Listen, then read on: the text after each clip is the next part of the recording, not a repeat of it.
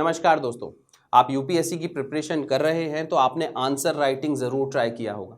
But answer writing करते समय आपने क्वेश्चंस में कुछ टेल वर्ड्स या डायरेक्टिव्स देखे होंगे जिनका मतलब बच्चों को समझ नहीं आता है। Tell words such as evaluate, analyse, elucidate, discuss, comment, critically analyse, इस तरह के वर्ड्स कैसे एक क्वेश्चन का रुख बदल देते हैं ये बच्चों को समझ नहीं आता। साथ ही साथ बच्चों को इंट्रोडक्शन और कंक्लूजन लिखने में भी प्रॉब्लम होती है कि किस तरह से एक आंसर को स्टार्ट किया जाए, किस तरह से उस आंसर को एंड किया जाए। और सबसे बड़ी problem, demand of the question को कैसे समझा जाए। दोस्तों, डिमांड ऑफ द क्वेश्चन को ठीक से समझने के लिए आपको इन डायरेक्टिव्स या फिर कहें कि इन टेल वर्ड्स को बहुत अच्छे से समझना बहुत जरूरी है। दोस्तों, आप लोगों की डिमांड पर श्रीराम्स IAS ये एक इंपॉर्टेंट सीरीज लेकर आया है related to Indian polity answer writing. लगातार बच्चों की क्वेरी रहती है कि इंडियन पॉलिटी के क्वेश्चंस को कैसे आंसर किया जाए, क्योंकि बच्चे नहीं समझ पाते हैं कि स्टार्ट कैसे किया जाए, एंड कैसे किया जाए, इन वर्ड्स को कैसे समझा जाए। तो इस सीरीज में हर एक वीडियो में ऐसा एक टेल वर्ड लिया जाएगा, जैसे डिस्कस, एक अलग वीडियो में कमेंट, एक नेक्स्ट वीडियो में एनालाइज, और इनके बारे में बताया जाएगा कि कैसे आप एक इंट्रोडक्शन लिख सकते हैं when the question is asking you to analyse something और टू कमेंट अपॉन समथिंग। आप उसको एंड कैसे करें, उसमें कुछ फ्यूचर दिखाना है या प्रेजेंट सिनेरियो के बारे में लिखना है, इन सारी बातों से आपको रूबरू करवाया जाएगा इस सीरीज के अंदर। साथ ही साथ जैसे कि मैंने कहा, इंट्रोडक्शन कंक्लूजन लिखना यह भी सिखाया जाएगा। दोस्तों, बहुत इंपॉर्टेंट रोल अदा करता है आंसर राइटिंग आपके मेंस एग्जामिनेशन में। साथ ही साथ इंडियन पॉलिटी के काफ़ी सारे क्वेश्चंस मेंस एग्जाम्स में पूछे जाते हैं, जीएस के पेपर नंबर 2 में पूछे जाते हैं, और अगर आप इनको अप्रोप्रिएटली आंसर कर पाते हैं तो यह आपके मार्क्स बूस्ट करने में, मैक्सिमाइज करने में बहुत हेल्प करेगा। तो दोस्तों, बने रहिए मेरे साथ। आज के वीडियो का जो फोकस है वो है वर्ड डिस्कस। यूपीएससी के कुछ क्वेश्चंस उठाए हैं हमने जस्ट टू शो यू कि किस तरह से ये डिस्कस वर्ड को फिट कर देते हैं यूपीएससी वाले क्वेश्चंस के अंदर, और किस तरह से आपको उसको आंसर करना है। देखिए, अब 2025 के हमने 3 क्वेश्चंस लिए हैं और इन 3 क्वेश्चंस में आपको ये डिस्कस वर्ड दिखेगा। सबसे पहले यहाँ पर discuss the corrupt practices for the purpose of representation of the people's act 1951। फिर यहाँ देखिए, discuss the nature of the Jammu and Kashmir legislative assembly after the reorganisation act of 2019। यहाँ पे एक क्वेश्चन अटॉर्नी जनरल के बारे में पूछा गया है और बोला गया है discuss his responsibilities, rights and limitations. अब बड़ा ट्रिकी होता है कि भाई डिस्कस है, अगर इसके जगह एनालाइज लिख दिया जाए या एग्जामिन लिख दिया जाए तो क्या क्वेश्चन का डायरेक्शन चेंज हो जाता है, आंसर कुछ अलग प्रकार से लिखा जाएगा। तो दोस्तों, देखते हैं डिस्कस का सबसे पहले मतलब क्या होता है। देखिए, जहां पर भी आपको डिस्कस लिखा दिखे, एक बेसिक अंडरस्टैंडिंग आप यह बना लीजिए कि इसमें आपको पॉजिटिव्स लिखने हैं और आपको नेगेटिव्स लिखने हैं। अब हर जगह पॉजिटिव और नेगेटिव लिखना अनिवार्य है क्या? हर जगह लिखा जा सकता है क्या? ये क्वेश्चन के स्पेसिफिक नेचर पे डिपेंड करता है। कैसे करता है वो हम देखेंगे। पहले ये समझने की कोशिश कीजिए। These questions require answers that includes an introduction and conclusion। सबसे पहले तो there has to be an introduction, there has to be a conclusion।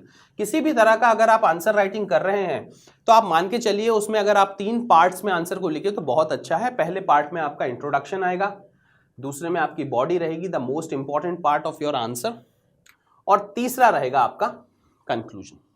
तो सबसे पहले तो अनिवार्य क्या है कि आप इंट्रोडक्शन और कंक्लूजन बना के रखें। दूसरी चीज, an argument that examines evidence both for and against. कहने का मतलब है पॉजिटिव और नेगेटिव दोनों बातें बतानी है। जो भी ओपिनियन को आप सपोर्ट कर रहे हैं उसके बारे में भी लिखिए, उसके अगेंस्ट में भी लिखिए। कोई भी एक आर्ग्यूमेंट है जिसके बारे में पूछा गया है, उसके पॉजिटिव्स भी लिखने हैं और उसके नेगेटिव्स भी लिखने हैं। डिस्कस का बेसिक मतलब दोस्तों यह होता है। अब एक क्वेश्चन के रूप में इसको देखें, अगर देखिए क्वेश्चन को पढ़िए, discuss the powers of the president of India. ये एक बहुत सिंपल क्वेश्चन है जिससे आप शायद समझ पाएंगे कि कैसे आंसर राइटिंग एक्चुअली की जाती है with these tell words and directives. अच्छा, अगर ये वर्ड शुरू में लिखा है तो इसको हम डायरेक्टिव बोल देते हैं। यही अगर लास्ट में लिखा है तो इसको टेल वर्ड बोल देते हैं।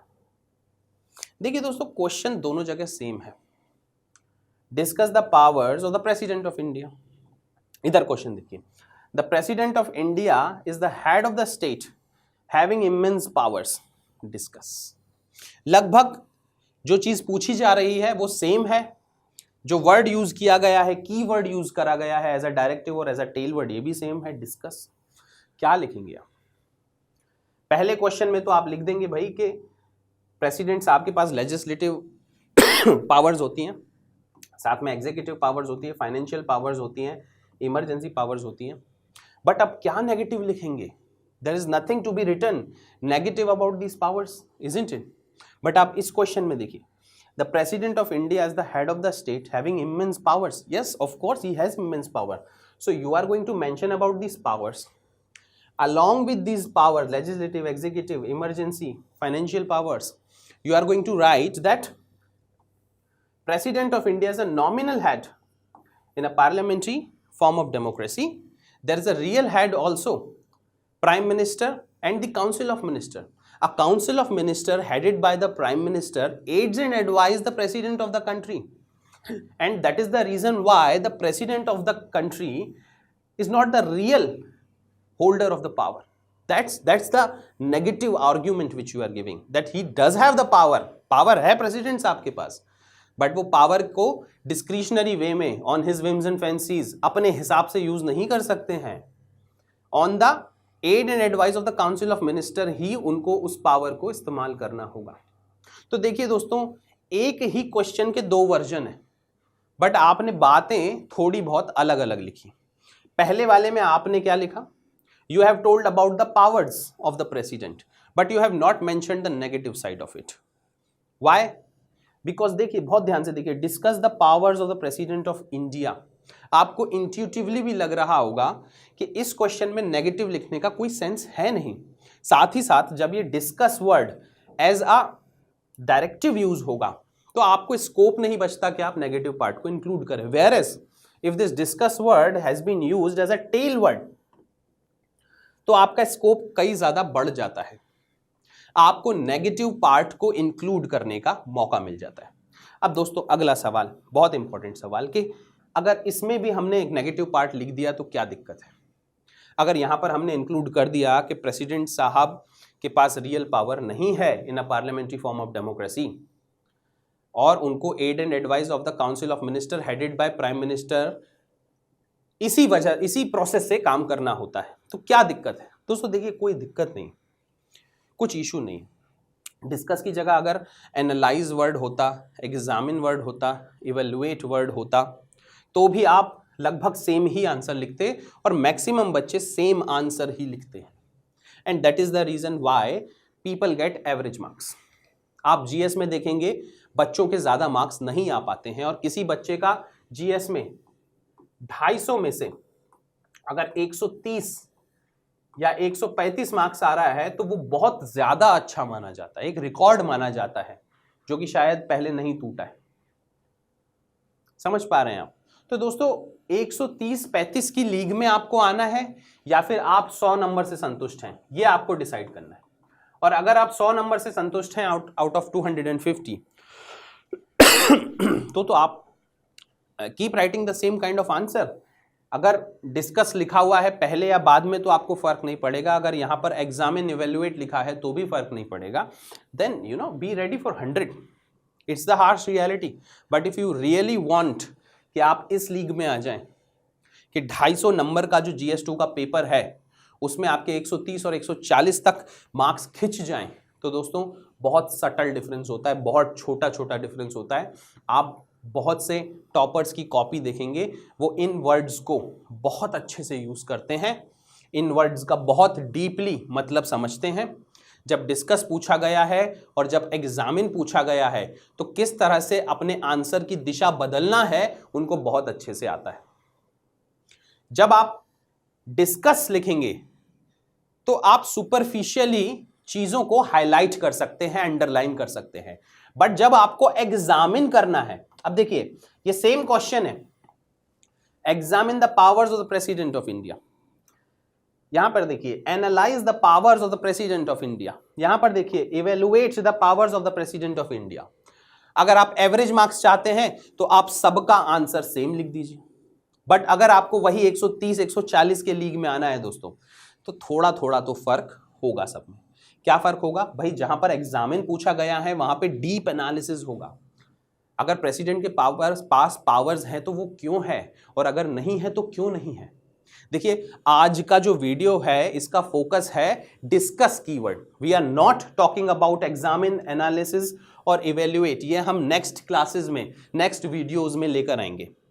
बट आपको डिस्कस का प्रॉपरली मतलब समझाने के लिए थोड़ा सा हिंट देना जरूरी है कि इन तीनों वर्ड्स में क्या पूछा जा सकता है या क्या लिखा जा सकता है। जब सेम क्वेश्चन के आगे एग्जामिन लिखा है तो आपको थोड़ा डीप एनालिसिस करना है and you have to give some solution to it.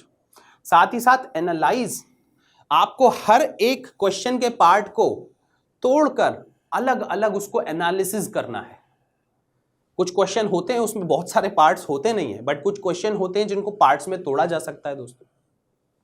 साथ ही साथ इवेल्युएट, मतलब प्रेजेंट कॉन्टेक्स्ट क्या है, क्या इवेल्युएशन है, आज क्या स्थिति है, भविष्य में क्या स्थिति होगी, उसके बारे में आपको लिखना है। तो ये बहुत सटल, बहुत छोटे छोटे नुएंसेस हैं जो आपको बहुत अच्छे नंबर दिला देते हैं। जब एग्जामिनर आपकी कॉपी चेक कर रहे होते हैं और एक आंसर जो एग्जामिन वाला है और उसको आप प्रॉपरली डेप्थ में लिखते हैं, उसके फ्यूचर के बारे में बताते हैं कि किस तरह से चेंजेस किए जा सकते हैं, सॉल्यूशन देते हैं, तब दोस्तों वो आपको ज्यादा अच्छे नंबर देंगे कंपेयर टू आप ये सारी चीजें डिस्कस में लिख दें। तो कुछ बच्चे होते हैं वो एग्जामिन, डिस्कस किसी के बीच भी फर्क नहीं करते हैं और सेम आंसर लिख देते हैं। बस मैं ये नहीं चाहता कि आप वैसा करें, because that is a remedy where you will get good marks, but that marks would be average marks. We want to be in a different league, और डिफरेंट लीग में आने के लिए ये सटल डिफरेंस समझना बहुत जरूरी है। जैसे जैसे ये सीरीज दोस्तों आगे बढ़ती जाएगी, आपको धीरे धीरे चीजों के बीच में मतलब क्लियर होते जाएगा। आई होप आपको ये चीज समझ आ गई होगी कि डिस्कस का मतलब क्या होता है। बेसिक अंडरस्टैंडिंग अगर देखें तो आप किसी भी एक इशू का नेगेटिव और पॉजिटिव लिखकर आइए, हाईलाइट करिए, और अगर यहां पर एग्जामिन पूछा है तो उस नेगेटिव और पॉजिटिव के डेप्थ में आपको जाना पड़ेगा। एग्जामिन वर्ड किसी और दिन डिस्कस करेंगे, किसी दूसरे वीडियो में डिस्कस करेंगे, इवेल्युएट और एनालिसिस भी दूसरे वीडियो में डिस्कस करेंगे। बट दोस्तों आज का जो फोकस वर्ड है वो है डिस्कस। तो इस वीडियो के खत्म होने के बाद आप मुझसे सवाल भी पूछ सकते हैं। साथ ही साथ किस तरह के और वीडियोस आपको चाहिए इस सीरीज के अंदर, वो भी मेरे को कमेंट सेक्शन में लिख सकते हैं। साथ ही साथ श्रीराम्स आईएएस में आप डायरेक्टली भी आ सकते हैं। हमारे एक्सपर्ट मेंटोर्स हैं जो आपको ये सारी बातें सिखाएंगे। Difference between these tell words, what is the difference between examine, evaluate and critically analyse, हमारे एक्सपर्ट मेंटर्स आपको ये सब चीज सिखा सकते हैं। तो दोस्तों thank you very much for joining me in this video. I am going to come up with the next video with the next tail word which is very important for you to write better answers in Indian polity. Thank you very much. Jai Hind.